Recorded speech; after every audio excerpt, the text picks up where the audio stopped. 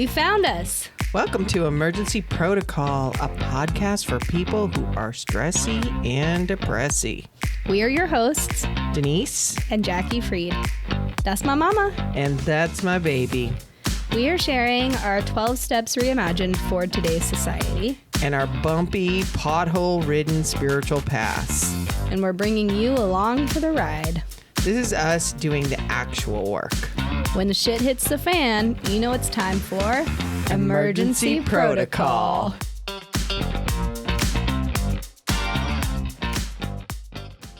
Hello. Hello. We're post-Halloween, Yes. but still in the trick of voting. Election. Yeah, so we have the trick or the treat coming up. I'm voting for treats. Yeah. I feel like the odds are good, Yeah. right?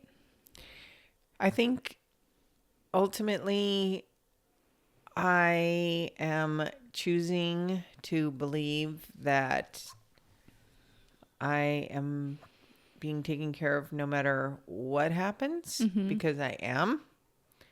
And I always have been. And so why is it going to stop? Why is that going to stop on a Tuesday? Like, I'm still going to be taken care of. So I'm just really stepping into my step 3 of believing that something bigger is taking care of me. And yeah, that's where I'm at. I feel like, because that's been true so far in my 59 years. Yeah. Even when things got a little dicey, I was taken care of.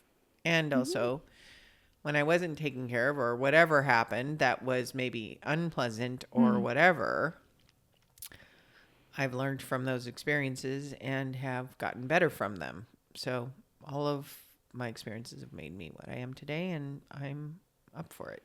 So, and also I feel like I've done all I can do, kind of going back to when Grandma passed. Like, I felt good about that relationship. I feel good about like how I voted, how I researched, writing letters, making donations to specific things, and smaller donations, but more over time rather than one big one-time donation. And I'm done now. Like, I'm not giving any more money. I'm not doing any more calls. Yeah. I didn't do any calls. I hate being called and I hate being door knocked. So I'm not doing that to anybody else. And I don't feel like arguing with people over the phone. So I'm not fucking doing that. And for my own sanity, because it's kind of like mask on first. Yeah. I cannot, I have too many other places I need to give of myself that I can't deplete it and make myself just not. I don't want to make myself feel bad. So it's kind of like, I don't want to be like, I read one of those quotes from Abraham this week. And if you don't know who Abraham is, look her up and her. Go down the vortex. Look them up. You know, she's out there. But this quote was like, well, you're always talking about positive stuff. You're just like a Pollyanna. And then it's like, yeah, and Pollyanna lived a good life. Right? With steak and ice cream. So yeah, I'm a bit of a Pollyanna for sure at times. And yeah, I get to live as a Pollyanna. So fuck it. I don't care. Like, I can I'm not taking away or making anybody else's life worse by being positive about my attitude. So, yeah, so I'm not going to apologize for that, which is kind of an interesting position to be in. And it's kind of like in that thing of where I was talking about with my grandma, I feel like, okay, I'm doing all I can do. And it's like, and it's also basically like a living serenity prayer. God, grant me the serenity to accept the things I cannot change, the courage to change the things I can, and the wisdom to know the difference. That last bit is my sanity fucking thing from keeping me swinging on that pendulum too far to either side. Yeah. Because there's so much out of my control that, whatever. Yeah. I feel like the ACA prayer is also good too, right? Yep. Grant me the serenity to accept the people I cannot change, the courage to change the one I can, and the wisdom to know that one is me. There you go. Yeah. But but I think I could probably convince some people to vote. So Okay. You do you. I will do me. Yeah. I'm like both and, right? Yeah. Like I can see the let go and let universal mother instead of let go and let God. Whatever. Let go and let universal mother. Yeah. And also, like, my anxiety's just been through the fucking roof. Right? And I'm like, oh my God, like, I'm on these medications. I'm doing stuff. Like, I'm handling a lot more business than I have been. Like, why do I kept doing that all day yesterday. And the day before, it was like, I would breathe in and I, like, couldn't get air into my chest. I kept going, like, trying to force air in because my chest was so tight up here. And I kept like yawning, trying to like relax. You know how when you yawn it like settles your chest, probably something with your vagus nerve. I kept yawning and like not getting that relief that you get when you yawn. And finally I was like, okay, like I'll try the medication because everything else isn't working, right? I tried box breathing, I tried doing a body scan. It was just constant all day, and it worked. It helped me. So I'm trying to like be humble about the resources that I have that will help me and be realistic about using those resources. And also it's like a toolbox. It's like, Yeah. oh, okay, if I need a wrench to fix something, then I'm going to pull out the wrench. If you need The hammer's not going to do the wrench job. Right. Yeah, exactly. And I was going right to the breath too, because I've been going to physical therapy because my neck and back has been kind of funky. And my PT was telling me that to breathe from the diaphragm because it loosens up all of that. So you have to breathe all the way down to the belly and not up into the chest because it keeps all these muscles really tight. Yeah. And I was like, oh, okay. Because I breathe here too. I have thoughts about this. So I do the same thing, and I did the same thing for a long time because ever since I was in high school and became aware that I have a tummy, I've been keeping my abs and my tummy tight and sucked in like my whole life, trying to keep it skinny. Yeah. I've not been doing that. I've been doing that. And that was a big realization for me. Like at first, when I first noticed it, it took concentrated effort to relax my stomach muscles. Even though I was like in my room on my bed completely by myself, no one was around to witness my tummy but me. Right. Right. And so I also think that like it was interesting to be like, oh, maybe there's also like a physiological like loop that my body has been in that's been forcing that chest breathing too, because I have this perceived notion that I need to be skinny in public. And so you can't breathe all the way down to your stomach because it'll make it go out. Yes. Even though it's actually going out and in with breath. It's not like out because... No, it was like, let me keep my core solid and then breathe. Yeah. So... Everybody holds their tension wherever. I hold mine in my butt cheeks and my neck and shoulders. I think it's just the whole thing. The whole thing. The whole thing's just tight. It's clenched. Yeah. So, I don't know. I mean, yeah, obviously I'm really working hard to try to be more open-minded and be more loving of all people. But like, I'm a bleeding heart, liberal, progressive, whatever. And I feel like so much is at stake this election. I'm having a really hard time trying to embrace people who don't hold those same values and like fundamental baseline like human life values. But what you're also not doing to help your mental health is doom scrolling. Oh yeah. The dramatic bonk. The bonk of California. And it might be helpful for you to look at your usage Oh, I and know. My see usage how has been bad bad. it is. Yes. And Threads is like a very joyful place a lot of the time. Like a lot of it is people sharing stories, like positive stories that they've had canvassing or convincing voters to vote or It's still whatever. scrolling. Yeah. Maybe you should like paint. Yeah, but I would or have to have room knit. to paint. Okay. Don't tempt me with knitting because I'll go out and buy No, needles and yarn. Forget it. You already have needles and yarn. Yes, I'm sure you do. You have embroidery thread, you have needles and yarn, you have paint, you have I just little can't find bitty tiny booklets that you can paint in that are this big. I do. You don't have to break out the canvas and the whole painting thing to paint. Anyway. Yeah. So, I mean, maybe Yes. you need something else to do with your hands is what I'm saying. Yeah. That's not watching TV. That's not, because even when Yeah. you're watching TV, you're on your phone.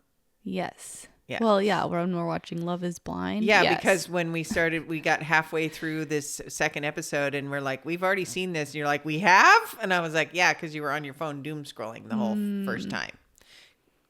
And we're only watching it, full disclaimer, that we're watching Love is Blind, which I've never watched before and I will never watch again because it's fucking irritating. We're watching it because one of my ex-coworkers is on this season. And so we're just dying to see what happens with her. Yeah. But, ugh. Anyway. So, okay, yes. So I think agreed. the phone is not your friend right now. 1,000,000%. And maybe always. Yeah. Yeah. And I absolutely rely on the phone, my phone, for like parasocial relationships, thinking like, oh, I have all these friends. But then like Halloween came and went and like I didn't reach out to anybody, but I also didn't hear from anybody being like, hey, what are you doing for Halloween? Right. Except for friends who are like, don't live in LA. Right. Right.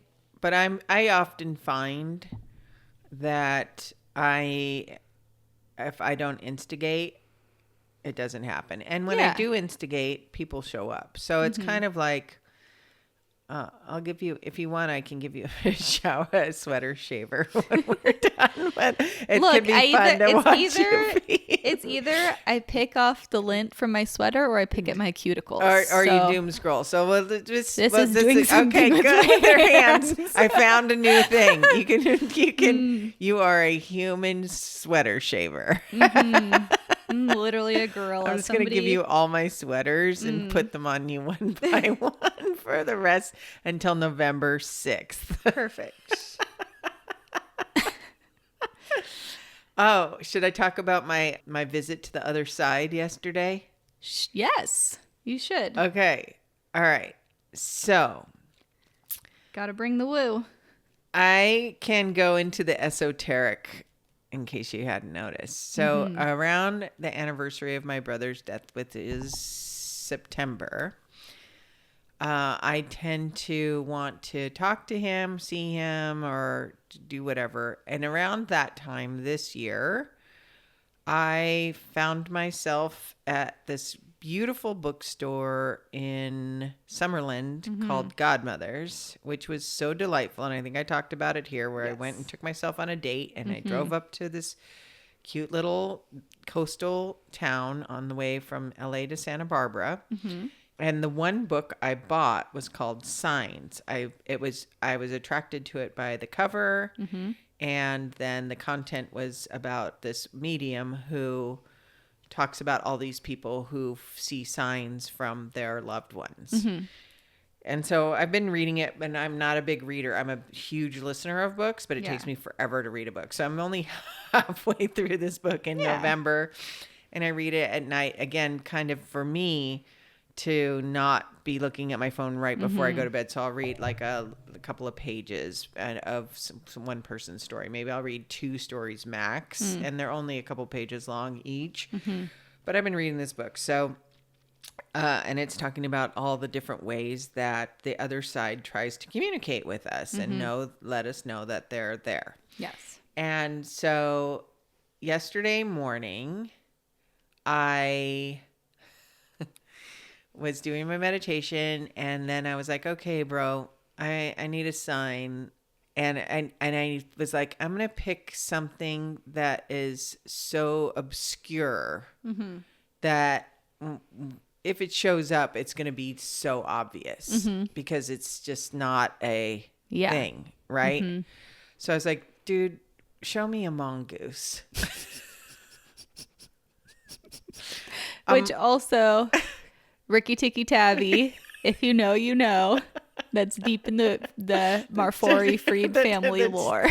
So one of those childhood it wasn't movies. Completely random, the choice of a mongoose, but it was so niche. But it's not completely random for him and I because we would talk about them, and our family talks about them when we're in Hawaii, where my brother lived and where he died. And because somebody brought over mongoose to get rid of snakes, but there are no snakes, but there's also no natural predator for mongoose. So they're just like everywhere over there, but they're a nocturnal animal. So you hardly ever see them. I've never seen one. You don't really ever see them. So, but it comes up in part of our conversation when we're in Hawaii. Right. And so but hardly ever outside of when we're traveling there, and also where our mongoose, and I don't even know. Right. Most people didn't even know what a mongoose looks like, which Correct. by the way, it looks kind of like a weasel. Yes. Or not a beaver, Ferret? but like, yes, they're long and they're cute. They're kind of Cute till they eat your eggs. yeah. Anyway, if you're a snake. So then, I say, show me a mongoose, and then I go about my day. I'm chuckling to myself because it's so random and I'm so quirky. Okay, so go to work. I'm in this call. It's mostly tech bros and me and one other woman that are in this call because it's we're kind of solving for tech issues, and they're reaching out to us to know what kind of relevant data we need, and also to find the glitches in the system. And so we're working together to make our leadership tech more user friendly and to give us the information that we need quickly. So I'm on the call a little early, which usually I hop on right at the time because it's a Zoom call, and we're talking about Halloween and blah, blah, blah. And everybody's going around, and there's a guy on there I think he's only been I was saying he was never there before, but I think he was at one other meeting and gets to him, and we're talking about what everybody did for Halloween. And he's like, oh, my daughter loves this show, which is like a princess detective and her sidekick. So my wife and I were her sidekicks, and both of us were mongoose. And I was like, I'm like, literally, I'm on the Zoom and I'm like, and then I'm almost crying. I'm laughing. I'm just like having all of the emotions on the Zoom call. And then I was just like, okay, bro, thank you so much. Like, what in the world? First of all, who dresses up as a mongoose? I couldn't even, yes. So specific. I didn't even find a mongoose costume. No, that shit's homemade. And then, and for that to happen so quickly like that, I was just like floored and tickled and like joyful. It was like, oh, thank you. Like that is kind of crazy and also not crazy. Like I'm not crazy for picking such a random animal. Yes. I mean, I don't know. I could have picked a wombat. Maybe would be also like fucking weird. Like something. Groundhog. We have groundhogs here. Lots of ground dwelling animals. Just any kind of weird, but mongoose. Come on. Yeah. I mean.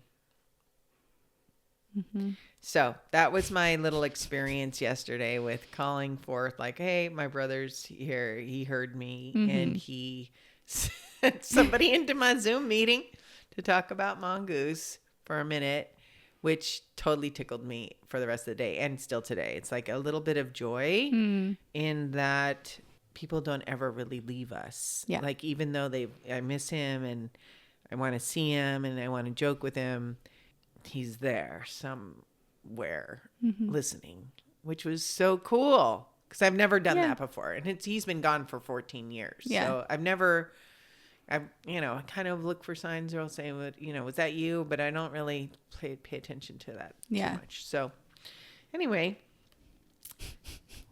there you have it. There it is. Yeah. Love it. Yeah, I've also definitely been feeling the need and been paying extra attention to joy and delight and levity this week. Like I wore different ears every day at work leading up to Halloween. Not even on Halloween too, but like all week, my coworkers and I had little ears going. Mm-hmm. We had Halloween at my office too, which was all also week. Very joyful. Oh, yeah. Not all week. No, not all week. No. But on the day before Halloween, because we had a big office meeting. Yeah. So, I work in real estate. And so my staff decided that all the staff was going to come dressed as a different house style. Mm-hmm. So we had to wear the clothes of the style of the house. Yeah. So we had like craftsman, we had ranch, cottage, mid-century, Cape Cod, Mediterranean. And there was one house that was not on the list, which I chose based on This is also classic Denise, is to go off book, but still within the bounds of acceptability. I picked Castle. And I found a medieval green dress, and I insisted on showing Jackie, even though she was walking out the door with her dog at the end of the day. I'm like, just come look at it. And she's like, it's given Fiona from Shrek vibes. Which it absolutely was, but in the best way. We stand Fiona's an icon. And also Castle still works. Also Castle. She's like giving off Shrek vibes, moats, drawbridges. Not wrong. Yeah. And also now I can reuse it as a Fiona outfit there if I go. ever decide to paper mache go all some green. Little ogre ears. Yeah, if I go that way, I can go that way. That's This amazing. was super fun. Yeah. And also fitting that I run the show and I was the queen of the castle. So it was fantastic and super fun, and we all laughed and giggled with ourselves. And so I think that's the other thing too. It's like life is not just, it's but or yes and all of that. It's like, okay, there is a lot of anxiety and a lot of fear going on right now. There is also a lot of joy and a lot of connected, like I feel like, November is gratitude month, right? But every month could be gratitude month. And this November, we really specifically start seeing signs that say thankful, grateful, like everybody's focusing on this kind of gratitude. And it also brings up all the other stuff because we start getting together with our families and people are, some are estranged, some can't get home and they feel lonely. Like there's all the stuff that also comes with the holidays. Yeah. Holiday joy and holiday intensity. Yeah. Coming up. And then, and so we started our meeting in person 2 weeks ago, which we're going to keep going through the holidays because the holidays are real. And we had our second meeting this week in this little studio. Yeah. Which was so delightful and less awkward than the first one. Yeah. Even though almost everybody was new in the room. Yeah. Interesting. They weren't from the last week. They were this week because people from last week couldn't make this week, right? Yes. Because of Dodgers. Also, Dodgers. Also Dodgers, right? Like something about the California team beating the New York team feels real good. Yeah. And we have some definite New York, LA vibes going on in my office. So I felt really bad for my one coworker who is like literally has a hat every day, a New York hat every day. And now he's like, yeah, no, you have the best team money can buy. And I was like, you're just mad you couldn't afford Chauffeur. Yeah. Nice. That's hilarious. Yeah. I don't know. I feel like everybody also, not everybody, but I keep seeing a lot of stories or like hearing from people who made it seem like they had a very joyful and fun Halloween too. I don't know if, did I tell you about the potato candy thing? You did. Yeah. But I love it. So I don't know if it happened by accident, but I feel like a couple years ago, maybe it was pandemic, or I don't remember when exactly it started, but for some reason, someone started giving out potatoes on Halloween, or like giving kids a choice between a potato and a piece of candy. And a lot of kids chose the potato and they posted about it online. And so now like potato has taken off as a Halloween offering, which I love that because that's a very sustainable choice. No packaging, just potato. It's just so funny to me. And apparently the kids love it. It's such a, because they're getting candy from everybody else. And then they get this one potato. Yeah. And then some lady also said like she this year asked the kids to, like each group of kids to tell a joke before she gave out the candy. And someone else commented like, oh yes, I did this too. My favorite were the like 3 and 4 year olds who are just learning how to tell a joke. And then the punchline would be like, fart, ha ha ha ha.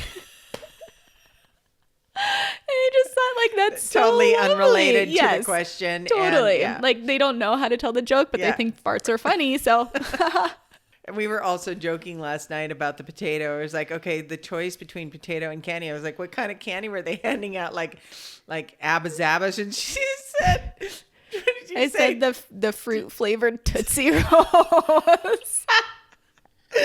Nobody wants the fruit flavor. Lime Tootsie Rolls. Sorry, not to be a hater, but that's a choice. It's not even chocolate. It is an acquired taste. I don't think anybody's acquired that taste. I'm sure there's someone I would out pick there. the potato. Yeah. 10 out of 10. Yeah. So, but I also heard about people who like were letting older teens trick or treat. There was one girl who was like clearly in her 20s by herself and was really uncomfortable about it. And they were just like, okay, like, here you go. Sure. There was another mom who had a full-on Pikachu costume because her daughter was homesick. Aww. So she was trick-or-treating for her daughter. Like, there was all kinds of stuff happening. And I think people are just becoming more, like, joyful and tolerant and happy. And someone said that these girls came up and, like, one of them had a costume on, but the two that didn't have a costume kind of hung back. And so the one with the costume went up, got her candy. And then the lady was like, oh, like, what are you two dressed up as? Trying to give them like an excuse. And then one of them was kind of like figuring it out still. And the other one was like, oh, we're American girls, American Girl dolls. And she was like, oh, great. Here you go. Are you Samantha? Like, you know, giving people a room to participate. Right. And I think like Halloween is such a lovely community-based event if you let it be, right? Where you can just like go around and give away something for free with no expectation. You get to see your neighbors face to face. Like it's the only time that happens. And also I think that the neighbors are doing more to do that as well. Like you had a block that was blocked off around your neighborhood. Another friend of mine showed one in our neighborhood that was blocked off. Yeah. I think that I was up on the street in Santa Monica that night meeting a friend for dinner. And so 5:00 on Montana Avenue in Santa Monica was nuts. Poppin'. It was like, you know, because every storefront was giving out candy. So all these families with their little kids and dogs and everyone was dressed up. And so it just feels like people want to, I don't know if it's because of the pandemic or I think people want to feel no matter, and this is why I'm like, no matter who wins, like people just want to feel like they live in a community. People want to like just be neighbors, I think. I don't think people really want to fight with each other. And it's so much easier to fight with each other online. Yeah. I'm not going to say a mean, like, you know, I'm tempted to say mean things online that I would never say in person. Ever. Like that would be so awful. Yeah. And people don't have, I mean, and so usually I'm not in places anymore where that brings it out. Like once I start feeling that, it's making me like, I just dip out. It's like, oh, I don't even need to spend my time reading this, looking at it. And so like, I started subscribing to this thing, like a daily thing called 1440.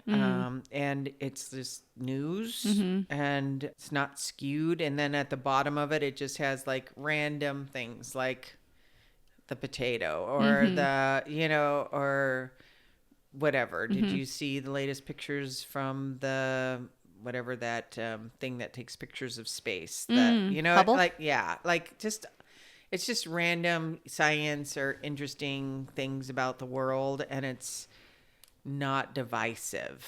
So I try and find non-divisive things to read when I'm reading about the news. I also want to stay up to date, so like I'm voting correctly for myself, for my own things. And also I find like voting correctly means that I need to look at a lot of different things. So I read the thing you sent me. I also Googled a kind of moderate voting thing, and I looked, you know what I mean? I looked at a lot of different things to see where my alignment is. So I'll vote across lines if it aligns with my self, right? And so I think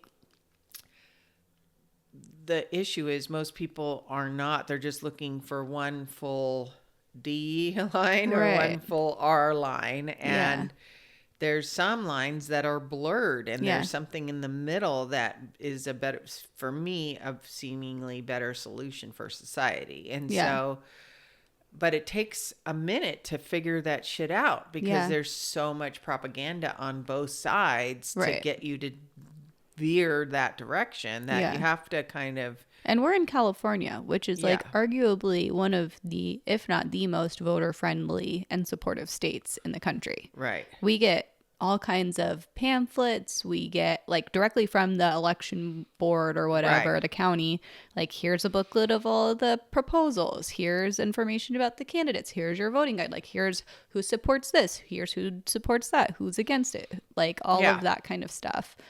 And it still takes a lot to weed through it, right? Because it's like the language is written like in legalese, which is not. Yeah, it's not written for lay people. Exactly. So, yeah, I think we're very lucky. And also I could see why people don't fill out any other like items on their ballot besides president, Congress, mayor, what like neighborhood council, well, because it's city measures too you want to take care of because but some people maybe don't have internet or they don't have the time to research or there aren't any voter guides available in their area, right? So there are a lot of ways that people are discouraged from completing their ballots. Anyhow, here we are in the midst of all of life. That's what it feels like. We're in the midst of all of life. I'm getting ready to go to Charleston in a week and a half, 2 weeks from Monday, which I've never been to before. And I've booked myself on the last afternoon when everything's over. I've booked myself on a tour of the city with a college history professor to learn about Charleston. And that's nice. I'm sure it's going to be hard because it's the South, and like I didn't book any plantation tour. You know what I mean? Like, anyway, I was talking to somebody about immigration the other day and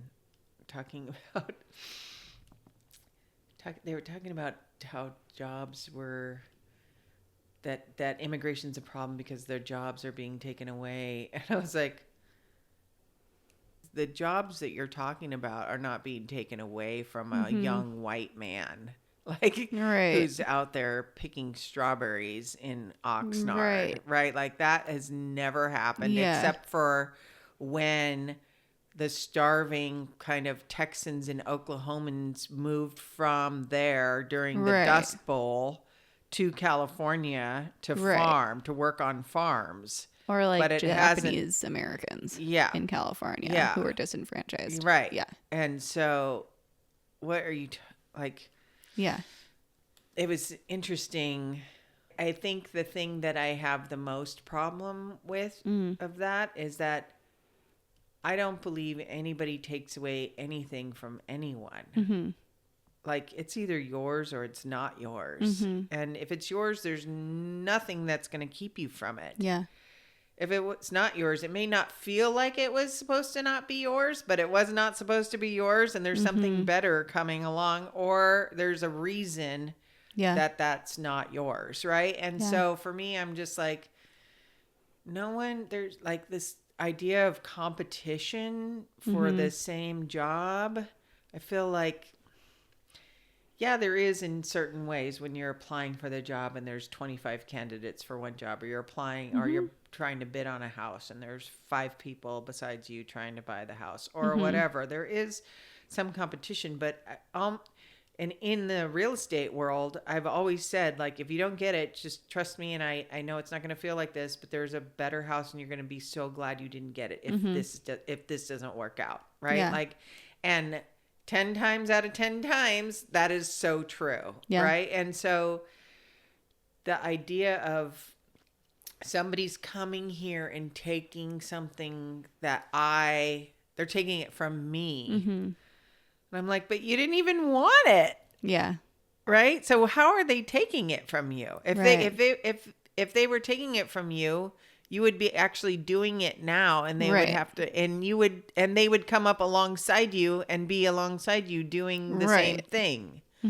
They're not taking it from you. Yeah. And so I don't understand that argument when one of my, and it's a belief that I had to work on to get rid of my sense of scarcity. Yeah. When I was really like living in a lot of scarcity. And so the idea that there's competition, and I got that from this crazy little book called The Science of Getting Rich, which, yeah, it's about money, but it's also not about money, right? I think we talked about that a while ago. Yeah. And so, and that there is no competition. And knowing that there's no competition for me made it so much easier in my work. It was like, okay, I'm going to go out for this listing. I'm going to see if they want to hire me to represent them. And if they didn't, it was like, okay, well, I dodged a bullet. We're probably not going to get along for whatever reason, or we're not going to be simpatico for whatever that is. And something better is going to come along and it'll be okay. And it made me not like sit there and lick my wounds for 5 weeks. Like, why is nobody picking me? Well, maybe I'm, not attracting the right people. And then I had to look at who is it that I want to be of service to? And then, my coach would say, do they need my help? Do they want my help? And are they willing to let me help them? And that can also apply in these 12 steps and in these rooms. It's like, I don't chase people, because people will often come to me and say, hey, I have a cousin, friend, brother, friend of a friend whose kid is having a problem. Can you talk to them? I'm like, well, does the kid want help? Right. Because if they don't want help. Yeah. Yeah. Unless it's somebody in my own family, I'm going to still extend myself to them. I'm like, you can, I'm a resource. You can give my information out, but I'm not going to call them. I'm not an ambulance chaser. Yeah. Because I used to, when I was newly sober, I felt like the weight of the world, like I needed to save all these people. And, I can't save all these people. People need to save themselves. And then I can help once you're, again, kind of like, you decide you want to have some help, then let's go. Yeah. Anyway, tangent. But again, I'm choosing to believe there's abundance, there's good. Yeah. This week is going to be good regardless of what happens. It might be scary. It is scary. People are full of anxiety. Yeah. Whatever. We're going to be okay. You didn't talk about the call you gave me the other night when I was coming home from work, or I was at work, and you asked me if I wanted to go shopping. Oh, yeah.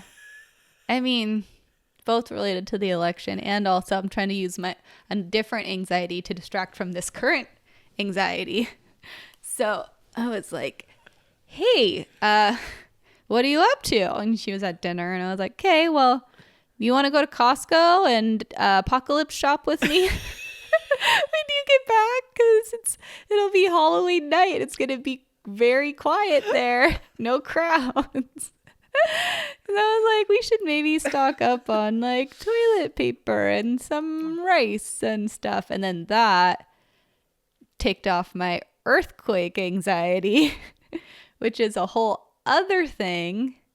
And I'm definitely split on this. I do think it is very practical and everybody should have some sort of earthquake kit. Yes. Nobody has a fucking earthquake kit. Right. I haven't had one since you used to pack me those ones for school. Yeah. It would be like the little crackers with the orange cheese and some cans of tuna and fruit snacks, some jerky. I think juice medication box, if you need inhaler. it, maybe. Yeah. Yeah. It was like, what would you need if an earthquake happened at school? Yeah. And we couldn't get to you for a minute. Yeah. So that was... And it was also a note of reassurance. Yeah. Ugh. And then we got to open it at the end of the school year and eat it, which was fun. If the shit was still good after a year. Well, yeah. I think, was it only once a year that you would do it or twice a year? Once a year. Once a year. Okay. Well, yeah, exactly. So that was like, I was like, okay, well, like I was in a preparation mode. Yes. Brain wise. We could do that. We could do an earthquake kit. Well, yeah, I already started. So because she said no, then when I went to Trader Joe's the other day, I was like, oh, REI is right around the corner. I've been meaning to get a life straw just as a backup. Let me go see what else they have. And so I went and like, I didn't break the bank. I was like, I don't need to buy all of this at once. I don't need to buy a tent today or a tarp or like, you know, any of that. I don't need to buy like a dehydrated packet of food, right? I have plenty of cans, but I can start making my list and just add like a few essentials. And it helped my anxiety. I was like, okay, even though I don't have everything I would want in an emergency situation, I have enough that like I feel better than I did an hour ago. Good. Right? And so it's something I'm going to keep chipping on because I think it is like, yeah, my fear around it is definitely disproportionate, right? There's a really good podcast about this called The Big One. And I remember one of the things that they shared was, I don't know which natural disaster it was in the last like 10, 15, 20 years. But basically the point they made was that in times of like a natural disaster or a crisis, like it's not the purge, right? It's not people like randomly shooting each other to steal someone's Hummer. It's not The Last of Us where they're coming to turn you into a human mushroom. Exactly. Okay. Right? It's a lot more people helping each other. Right? And so just hearing that was very reassuring. But like listening to that podcast was another way that I kind of helped like defray my anxiety. Right. In terms of like, okay, like I can make a plan, but also not obsess about it. Right? Like I can write out the steps and print it out and put it in my kit. And like, that's my plan. Right? Where it gets a little tricky is like, you guys don't have a plan. So we don't have a designated meeting spot. We don't have walkie-talkies. Like there's a little bit more that I want from you guys, but I don't want to be a fucking nutcase about it. Okay. So. Family meeting. Anyway. I'm good with that. But you know, I understand, and that actually does make sense. And when you were saying that, you know, people do help, it made me think about that Mr. Rogers thing where he was talking about, look for the helpers, when he said his mom told him when he was scared watching the news, which, you know, tellingly, news was scary back when Mr. Rogers was a child as well. Yeah. So news has been always a little scary. She said, what you can always do when you're scared is look for the helpers. And the helpers, and it's true. 9/11, the helpers came. Hurricane Katrina, the helpers. You know, like when there's a catastrophe, nobody's going next. I'm not going to go and ask my neighbor who they voted for before I extend a hand if they need my hand, right? I don't care. I'm just going to help a human who needs help in that moment.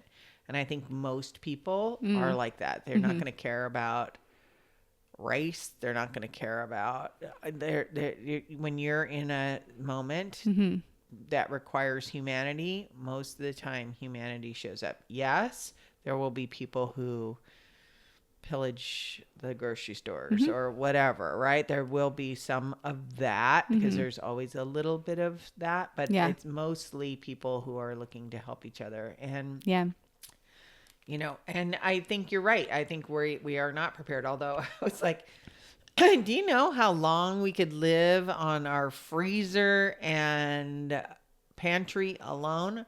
Okay, but let's just take the freezer out. Let's say that the electricity Freezer's goes only out. good for 2 days. Okay, if you open it minimally. So I did research. So no ice cream and no pot stickers. And the meat will have to be cooked somehow.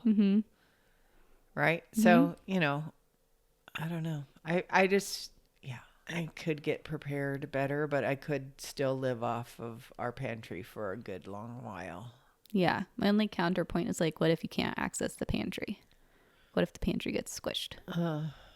That was only that's like, you know, and like, I gotta have a little kibble for Nala. Gotta have a can for Nala. I'm going to Shappy's house. Yeah.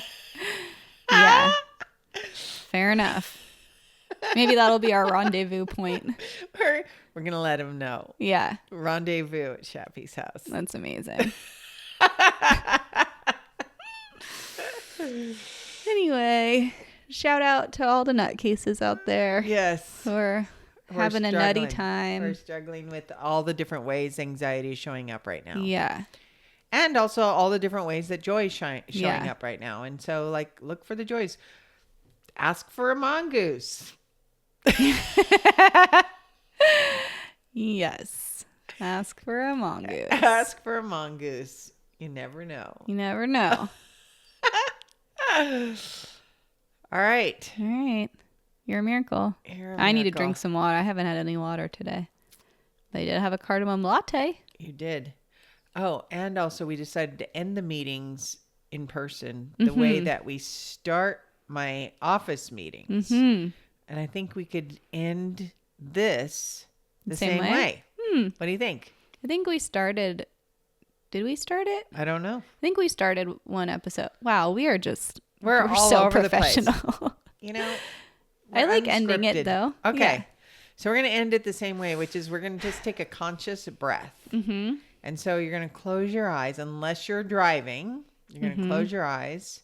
Oh yeah, we definitely did this before. And you're going to take a deep breath in. And now we're going to think about what you're grateful for. Then we're going to take a deep breath in.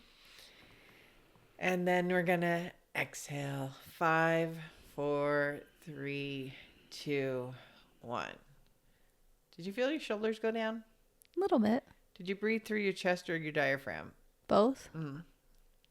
I breathed through my chest, but then I was like, oh, I just naturally do that. So I need to No, it was my tummy because I can feel the belt of my jumpsuit. There you go. All right. All right. Drink some water. Drink some water. You're a miracle. You're a miracle. You're a miracle. Oh, also in the show notes. Show notes. Yes. So now that we've got 2 in-persons under our belt, we're going to try to launch an online meeting. So if you'd like to join us online, I think we're going to pilot a Sunday evening situation. Yes. But in the show notes, there will be a Google form where you can enter your information, and we will let you know when that's going to happen. Yep. So it will be password protected, but we'll share that information because I don't think we're going to get who's going to Zoom bomb our little baby meeting. But just in case, there will be probably a password. Yeah.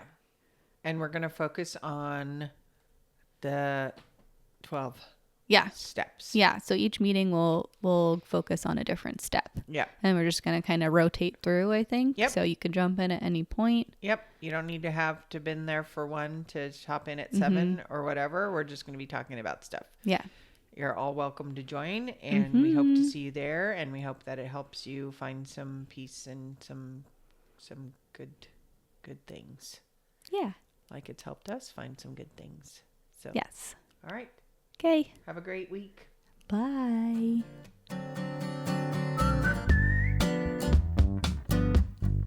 We want to hear from you. Find us on Instagram and TikTok at 12 Steps for Everyone. That's at the number 12 Steps for Everyone.